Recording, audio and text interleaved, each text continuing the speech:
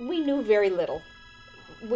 That's the one thing. I would go to every convention and I'd say, why don't you teach us about what we are? Why don't you give us what we believe in?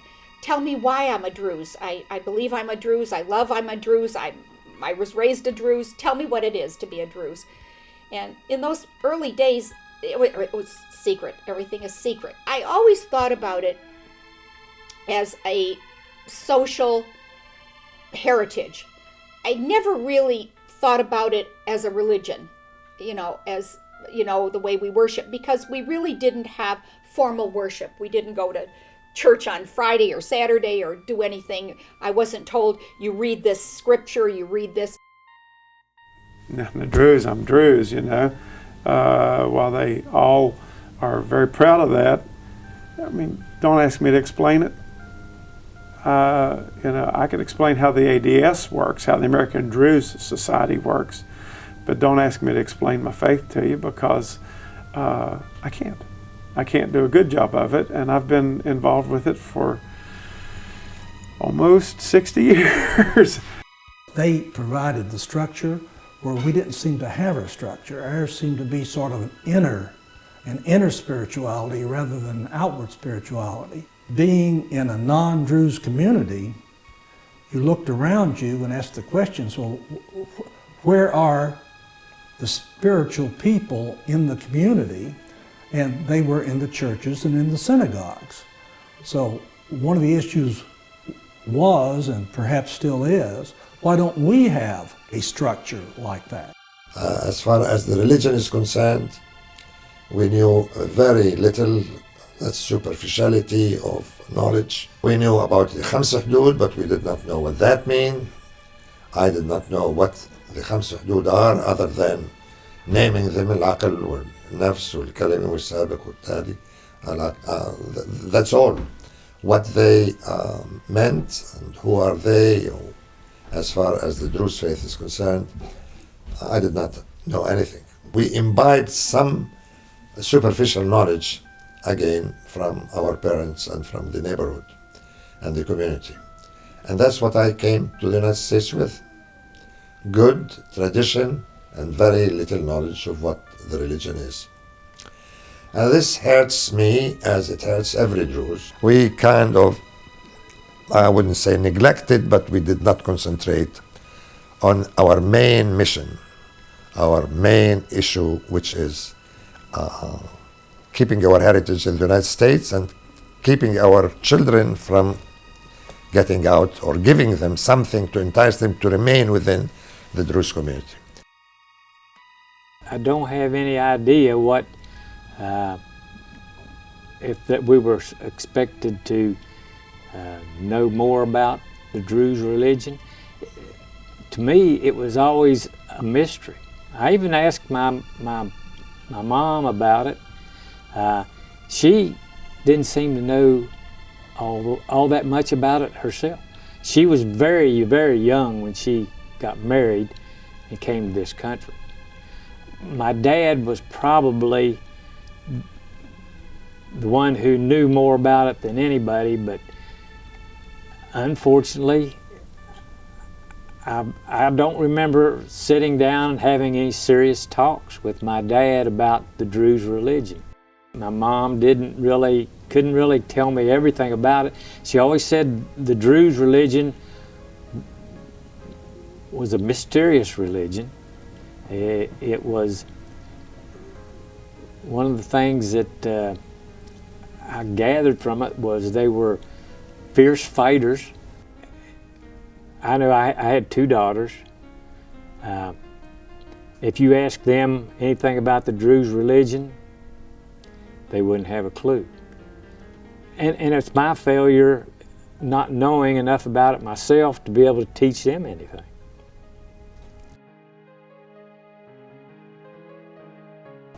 All people need a faith of some sort, something to believe in. In order to get a Kteb Hikmi, when I was there, I have to go to the young man. He's wearing the left, and he wrote the book for me secretly. So the elder don't know he did it. and he charged me $25. I would have given him $100 to have it. You can learn a lot about the Druze religion from the computer. Now, I didn't get a computer until about 3 years ago, and my children thought it would entertain me and got me one for Christmas. And I have been entertained, really. I play a lot of games on it, but I do a lot of research, and you'd be surprised how much information that you can get on the Druze religion from the computer. And I understood it a lot because I had been to Lebanon a lot. Nothing short of our ability to continue to exist as Druze outside of our homeland. The Druze faith has survived and thrived in a certain geographic area, and that geographic area was part of the reason of its strength and immunity. Today, I think we are threatened by a lot of things. Being dispersed is one of those threats. Whether in the United States or South America or anywhere else outside of our native lands, I have not seen where Druze immigrants survive as Druze for many generations. So the threat is there. It's a threat of mobility, modernity, whatever you want to call it. And I don't think we have the answer. Preserving our heritage in whatever way we can for future generations is essential. I don't know if my 6-year-old daughter would grow up to want to follow the Druze faith to the T, but it'll be a crying shame if we don't give her the opportunity. And to do that, we have to have publications, we have to have structures that we are working on, but I don't know if we have them. In this society, you need the church or the mosque or the synagogue. The majlis hasn't taken hold, and therefore we have to continue to thrive to find the substitute for the majlis that will work in Western culture. So when my 6-year-old is 18 or 20 and she wants to be a good practicing Druze, she has the opportunity to seek the knowledge, to seek the companionship, other than once or twice a year at the convention of the American Druze Society. If we don't transfer this knowledge, if we don't connect with our kids spiritually, if the society will not work on this subject better, the society will be a society that is doing a job of 10% versus the 90%. Because when you connect people spiritually, you'll be a better society, a better community, and I guarantee you a better future.